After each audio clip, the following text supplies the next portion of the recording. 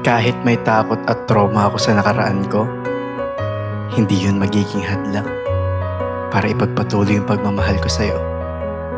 Tandaan mo, ikaw yung pinakatamang desisyon na ginawa ko sa buong buhay ko.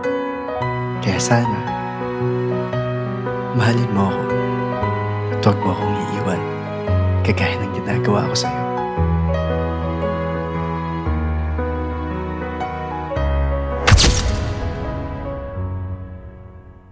Tumingin ka sa aking mga mata.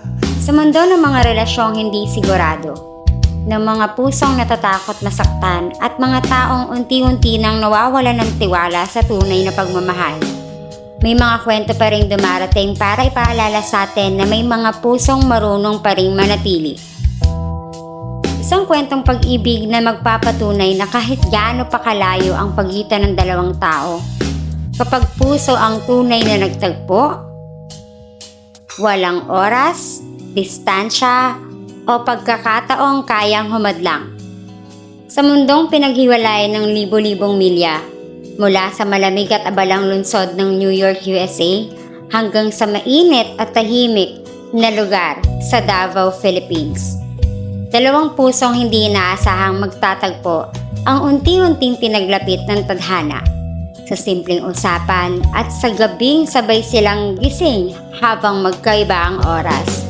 Sa tawanan, tampuhan, pangungulila at mga salitang naging sandalan nila sa isa't isa. Nabuo ang isang koneksyong hindi kayang ipaliwanag ng distansya. At sa likod ng bawat good morning at ingat ka, may isang pagmamahalang tahimik na lumalalim. Isang pagmamahalang handang maghintay, lumaban at maniwala. Parang siya'y inibig.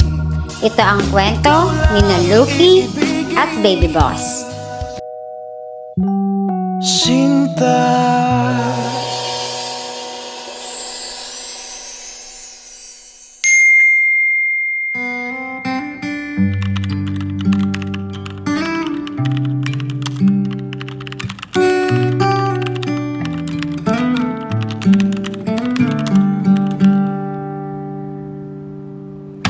Hawakan mo ang kamay ko.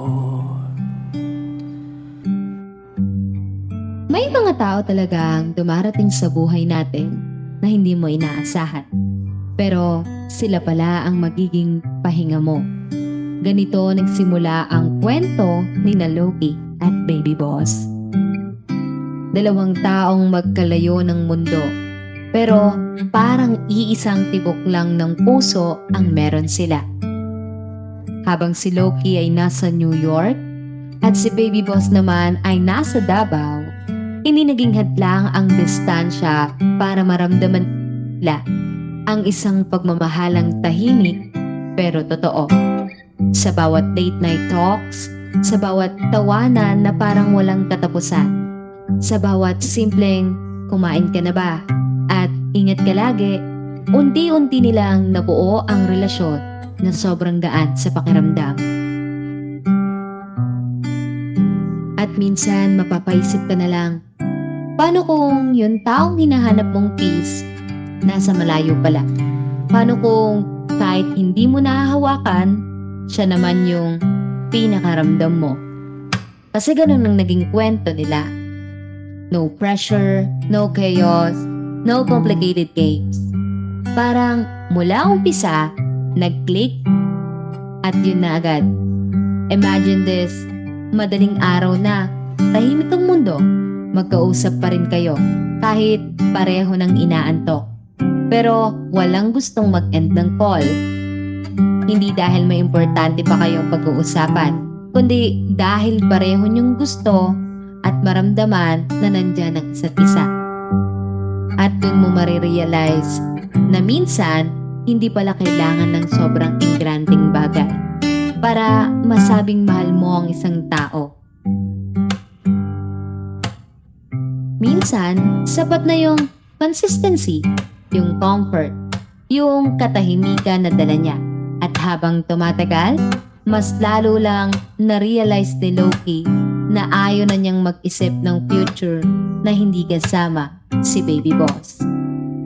Dahil sa dami ng magulong bagay sa mundo, nakahanap siya ng taong naging tahanan niya kahit magkalayo sila. Sa aking kamay, handang ibigay ang lahat ng naisip mo para sa ating paglalakbay. Ang iyong kamay sa akin ibigay, hindi ka bibitawan saan man mapunta ang biyahe natin dalawa.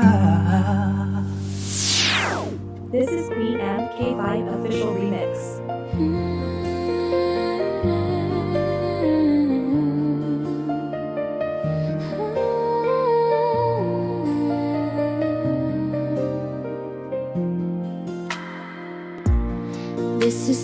Habang tumatagal ang relasyon nila, mas lalo lang nare-realize ni Loki na si Baby Boss na pala ang gusto niyang makasama habang buhay.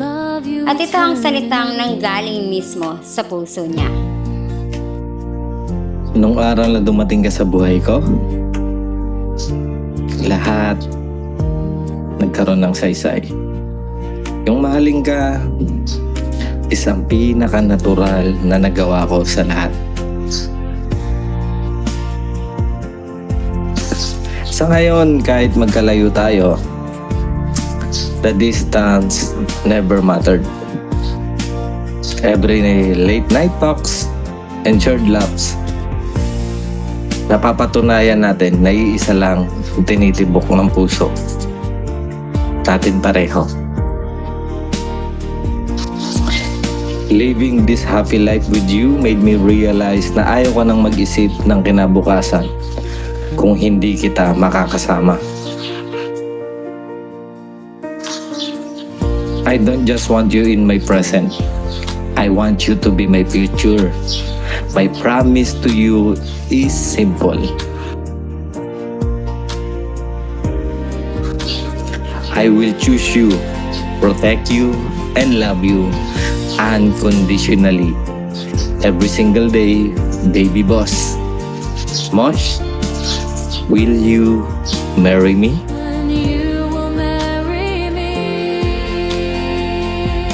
Will you please accept my hand? I'm gonna marry you today. Inshallah, you will let me know my love for you is true. Sa dami na naging usapan nila, sa dami ng gabing sabay silang nagpuyat, sa dami ng simpleng moments na walang ibang nakakaalam, unti-unti nilang nabuo ang isang pagmamahalan na hindi manamadali, pero sigurado. At habang tumatagal, mas lalo pa nilang napatunayan na hindi hadlang ang distansya kapag parehong puso ang marunong maghintay, umintindi, at manatili. Kasi minsan pala, ang pinakamalalim na koneksyon hindi nanggaling sa tagal ng panahon, kundi sa taong kayang gawin magaan ang lahat kahit pagod ka na sa mundo.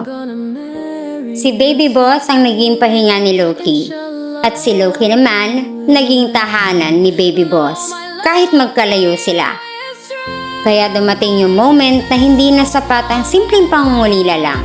Hindi na sapat ang mga tawag sa madaling araw. Hindi na sapat ang mga pangarap na hanggang plano lang. Dahil kapag totoong mahal mo ang isang tao, dadating ka talaga sa puntong gusto mo na siyang makasama bawat araw, bawat gabi, at bawat susunod pang mga taon ng buhay mo. At doon na binitawan ni Loki ang salitang matagal nang sinisigaw ng kanyang puso. Tumingin ka sa aking At kung dumating man sa punto na nahihirapan na tayo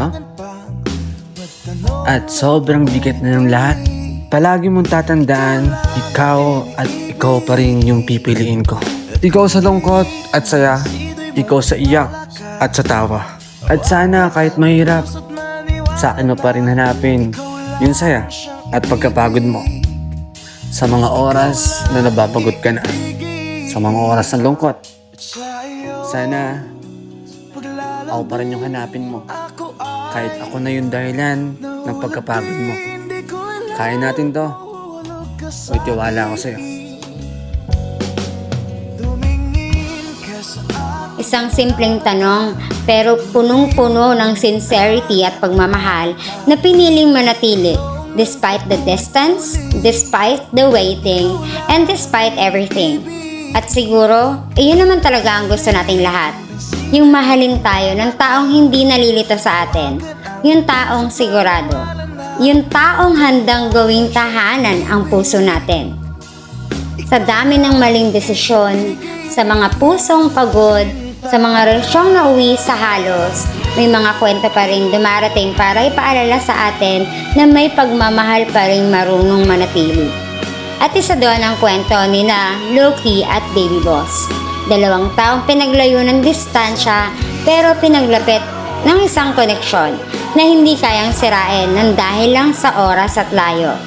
Mula sa simpleng kulitan hanggang sa mga pangarap na gusto nilang tuparin na magkasama, unti-unti nilang nahanap ang isa't isa sa katahimikan at seguridad na bihira ng magtagpuan ngayon. At siguro, iyon naman talaga ang totoong pagmamahal.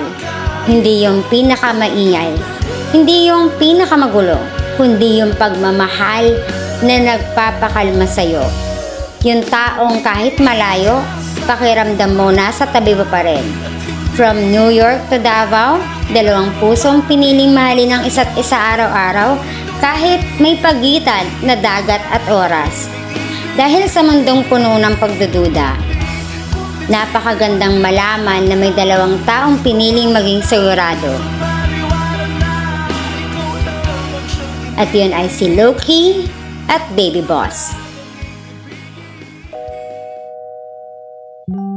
Sinta